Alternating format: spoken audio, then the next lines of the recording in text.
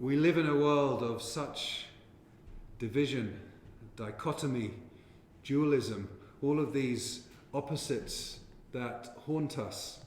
Whose side are you on? Are you on the side of justice or injustice, of good or evil, of black, of white, of Republican, of Democrat, of who are we?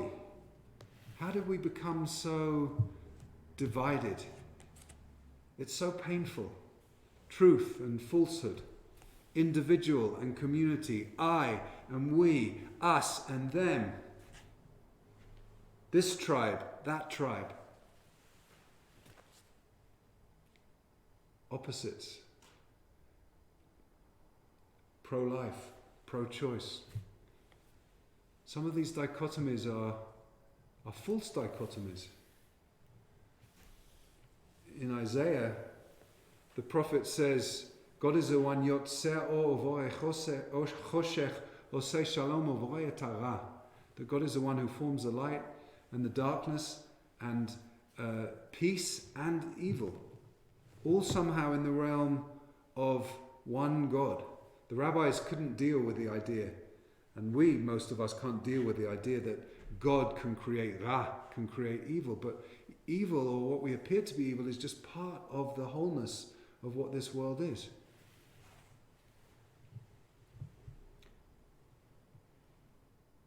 It feels to many of us that we're at an impasse in the way in which you're in. Which camp are you in? And it's very painful, actually. And I want to relate that to Yaakov, because Yaakov really struggles. He really struggles. I really struggle. Many of us really struggle.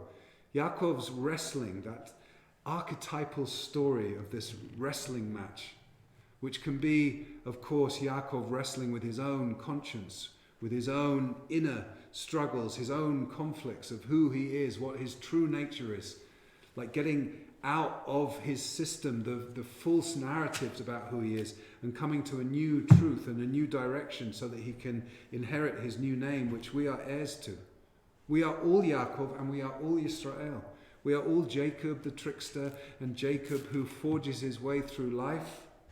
And we are all Yisrael who reaches that sense of balance and harmony and compassion and love, but that comes through struggle. That wrestling match leaves Yaakov injured.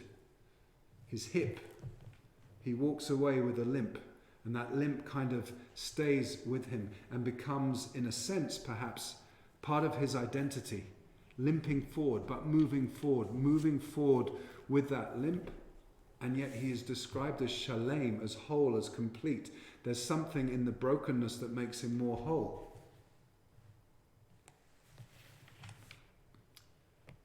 Jacob's story is definitely one of wrestling. We see his anguish continue. His anguish, his dismay at what happens with the violence of his sons Shimon and Levi is so appalling to him.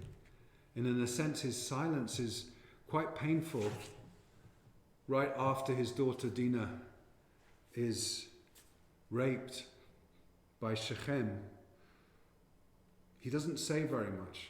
And the whole idea of the circumcision comes from his sons, and then the horrible violent act of killing all of the males and then plundering all of the wealth that comes after that.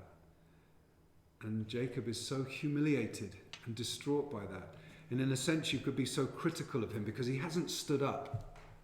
He hasn't stood up in a really strong way, although he does, even on his deathbed, absolutely admonish that act of violence. And as so many commentators, including Rabbi Jonathan Sacks, says, violence is never justified in that way. And in the end, the morality, if there is a moral message from that story, is that act of violence is despicable and wrong at a time where there could have been peace between these two peoples.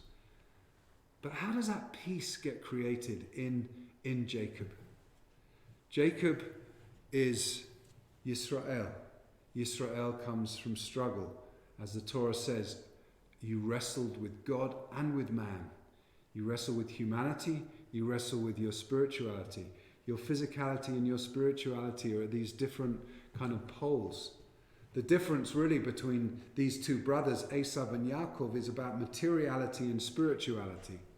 Ruchniut and chomerut, or gashmiut, to use the Hasidic terms, the idea of this corporality, materiality, being in the world and being out of the world. And of course, ultimately, it's not about one, it's about one or the other. It's about the integration between the two. And that's what Yaakov is really all about. Rabbi Jonathan Sacks, again, I'm quoting him a lot because I was moved by his leaving the world, and I read a lot of what he writes. And he talks about Abraham, Isaac, and Jacob. Abraham, each of them in terms of their relationship with God. Abraham, love. Isaac, fear. Jacob, struggle. All of those are paradigms of relationship with our spiritual lives. All of them are paradigms of relationship with the world of faith, which is for some of us very complicated and for others of us very easy. The Avrahams among us may just have a pure love of God and find that love and simplicity in faith. And others may have their faith journey determined by this sense of awe or fear, yira'ah. And these are opposites.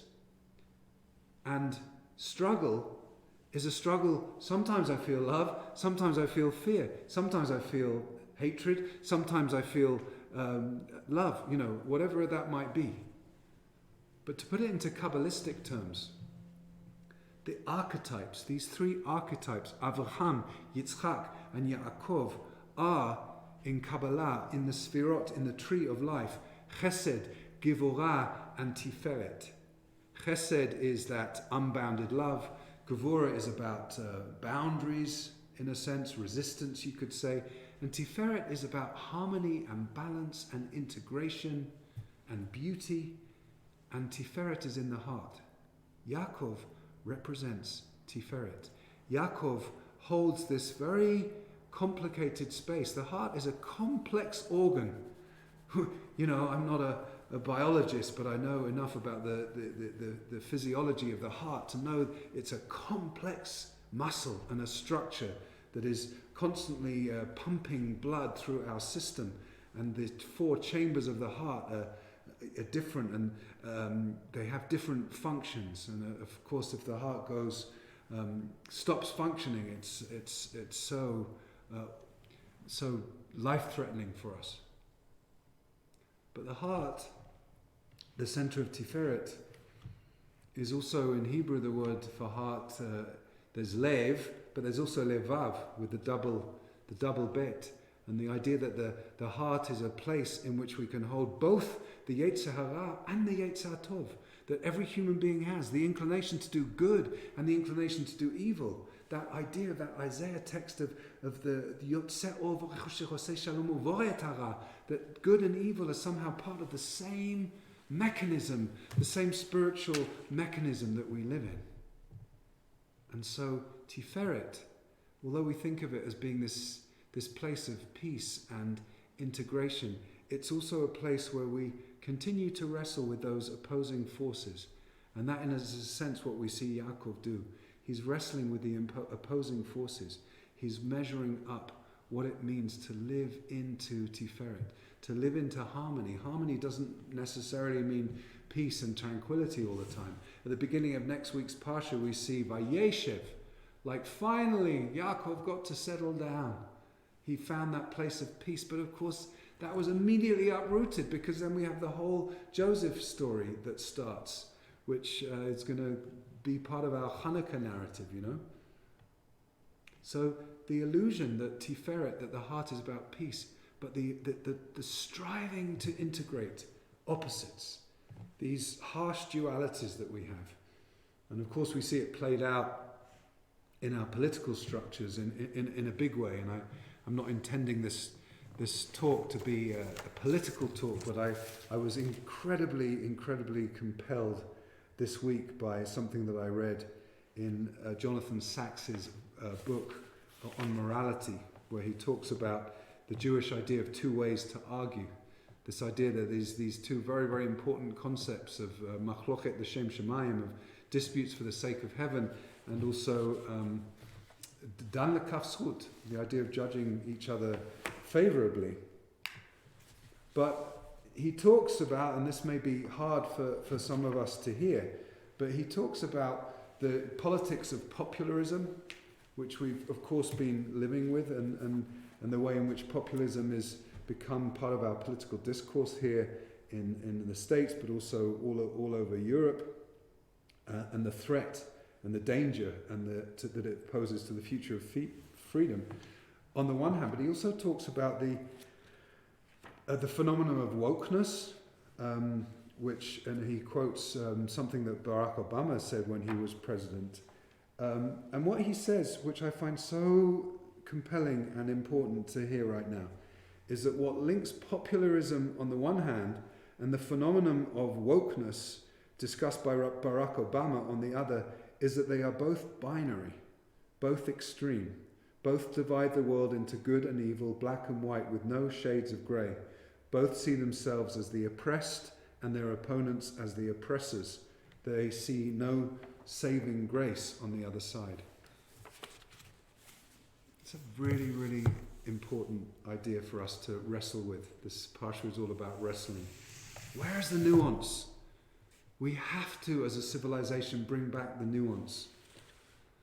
I've spoken before about a program when I was part of the cohort of Rabbis Without Borders, taught by Rabbi Owen Kula and others. And Rabbi Owen Kula from Klal has this intense and challenging philosophy of striving to see the partial truth in the opinion and in the person that you most strongly object to in your life. Finding the partial truth in that opinion. And he had us do this exercise.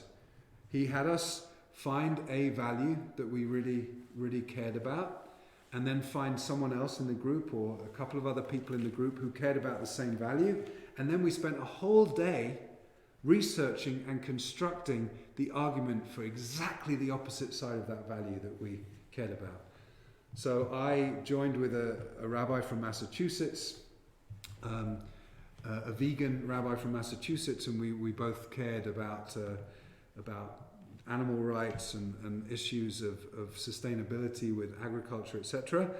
And we spent a day preparing a very compelling argument for why factory farmed meat was really good for society. And there was something really powerful that happened in that process. I could see the other arguments. I mean, it's still not something I endorse or agree with, but there was something about that process. And I think we, as a civilization, are in grave danger of losing that capacity for nuance, that capacity to see the partial truths even in those most offensive ideas. Now, look, I'm not justifying extreme injustice here. I'm not saying that we have to, don't confuse me by saying there are, very fine people on each side. I'm like, there's what we would say in Hebrew, an adkan. There's a limit to this, like, to justify, out and out racism, anti-Semitism, white supremacy. Those are on the extreme edges, and the extreme edges are getting more extreme. But we need to sort of move back to this heart center. That's what Tiferet is all about.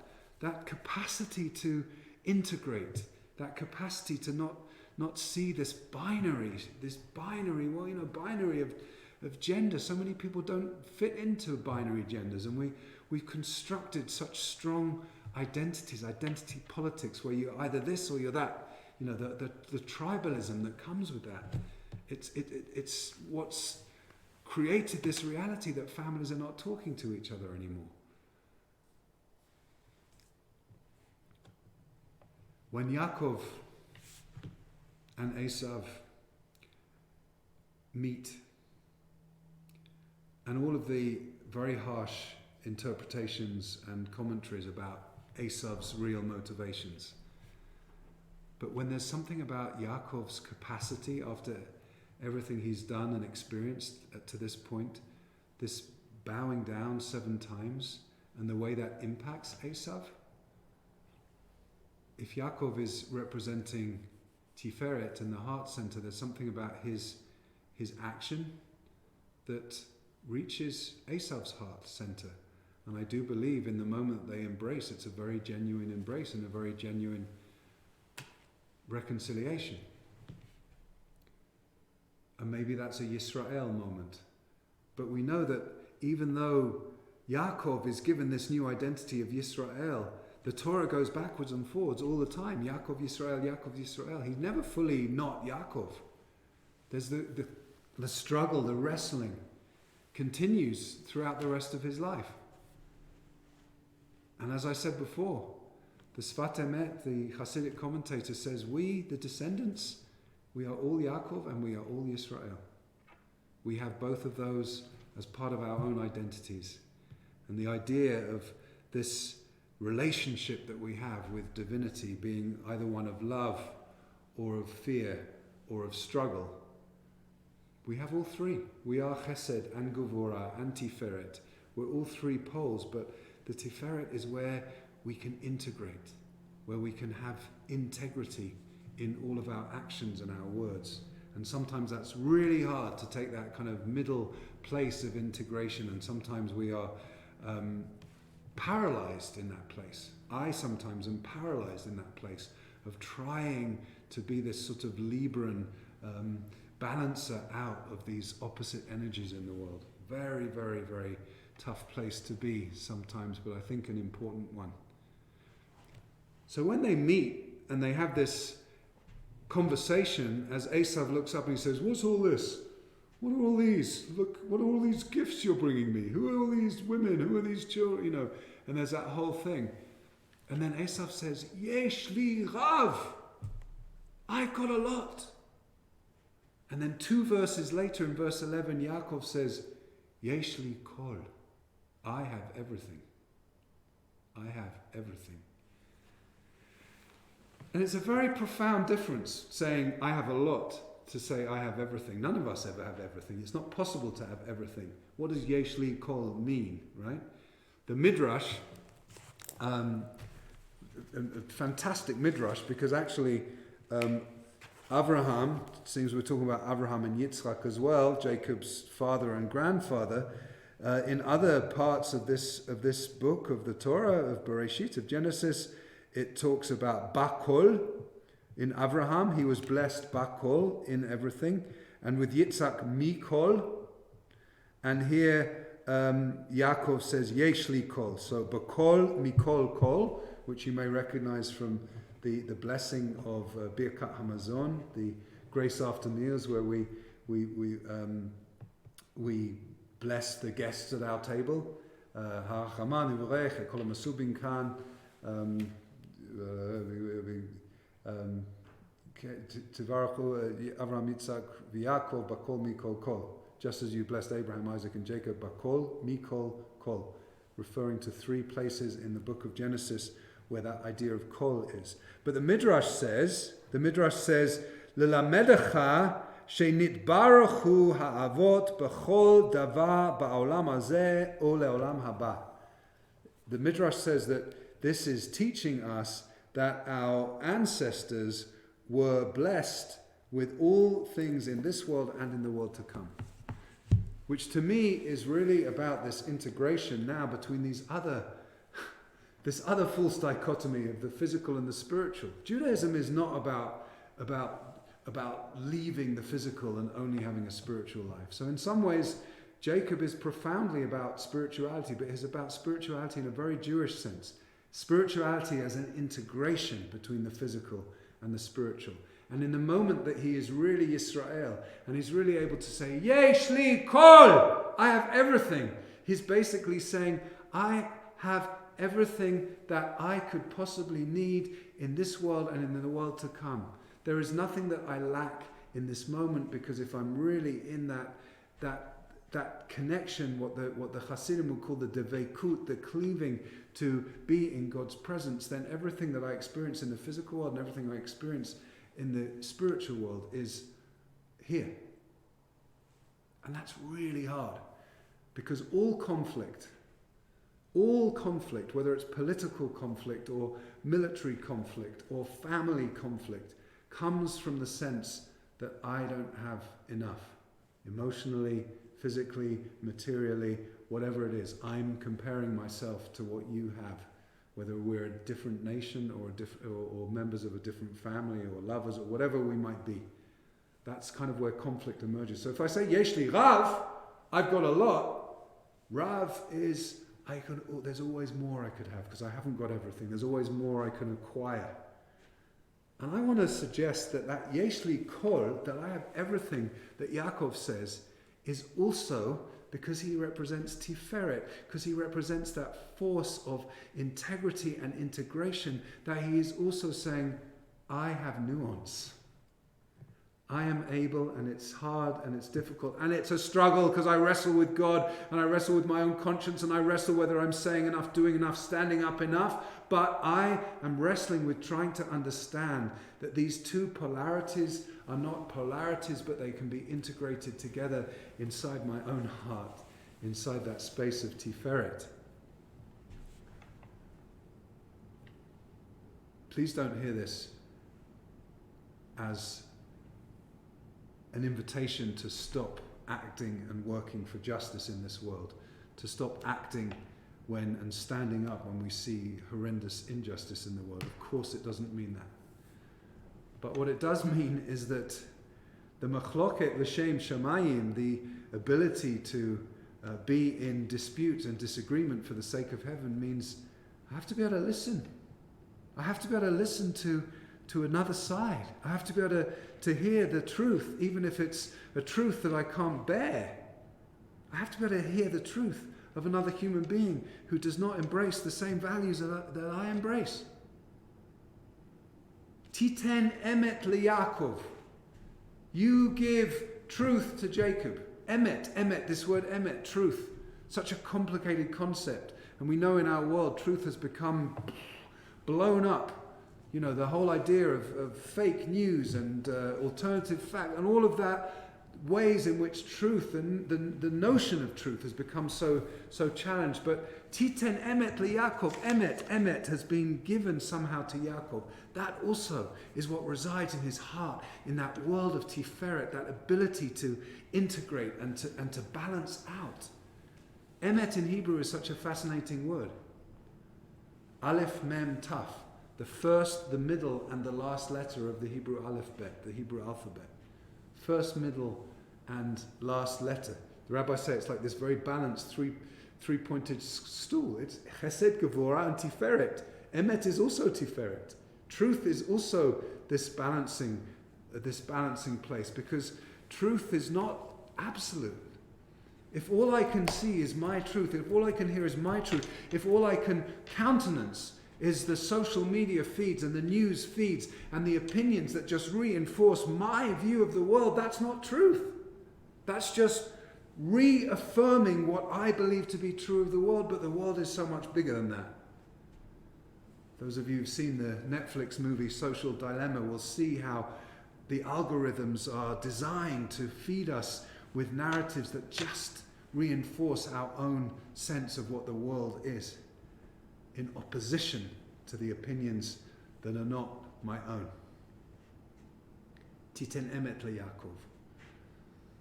Titen emet liYaakov. Truth and Tiferet, the heart, the balance, the struggle.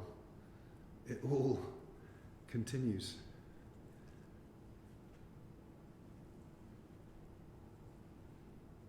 As the Nobel Prize-winning Danish physicist Niels Bohr says, a great truth is a truth whose opposite is also a great truth. A great truth is a truth whose opposite is also a great truth.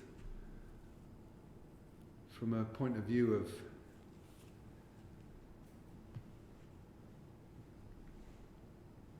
of that school of physics, the universe is not about absolute truths. It's about opposites being able to coexist. And I'm not a scientist. Actually, another thing I read in Rabbi Sachs this week was this really lovely comparison between the world of science and the world of religion, which I'm not sure that all scientists would agree with, by the way. But he says the role of science is to take apart the world to see how it works, and the role of religion is to put it back together to see what it means, to construct meaning, which I find a pretty powerful idea. But the point here is that in this particular teaching of the Danish physicist Dr. Niels Bohr, there's this idea that the universe holds opposite realities. We have to be able to hold opposite realities. Yaakov is the embodiment of holding opposite realities. And it's not easy. It's not easy at all, and sometimes we get so much criticism, anger and judgment if we're trying to hold that middle path. But it seems to me it's very important. And we are all Yaakov and we are all Yisrael, and it's going to be a constant struggle.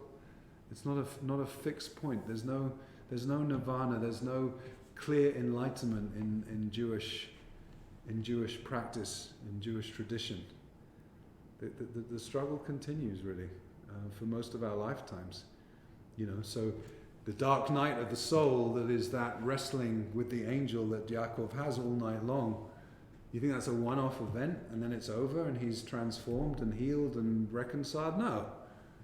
Most of us have dark nights of the souls probably at least once every decade, if not more. Maybe right now some of us have them every night, where we're just tossing and turning and can't sleep and wrestling with ideas and conflict and consciousness and our own shame and our whatever it might be, because he confronts all of those things. So I love the way that Kabbalah has Abraham, Yitzhak and Yaakov as these archetypes of Chesed, Gevurah and Tiferet, that Rabbi Jonathan Sachs has love, fear and struggle, and that all of those are paradigms that just continue throughout our lives. And so, not that struggling is a joyful experience in the moment that we are struggling, but what comes out of it when that sun comes up is a transformed identity. And so, in this week of Parshat Vayishlach, we are all Yaakov, we are all Yisrael, we all struggle, and we all try to balance and integrate. And I guess my closing bracha, my blessing for us all, is that we are able to find nuance and balance and harmony and love and integration and integrity, and not be caught in this tribalism of duality and dichotomy where the opposites just are constantly at war with each other. We allow those opposites to be integrated like Yaakov, like Yisrael, within our own hearts. Titen emet li Yaakov, and that is the truth of Yaakov. Shabbat Shalom.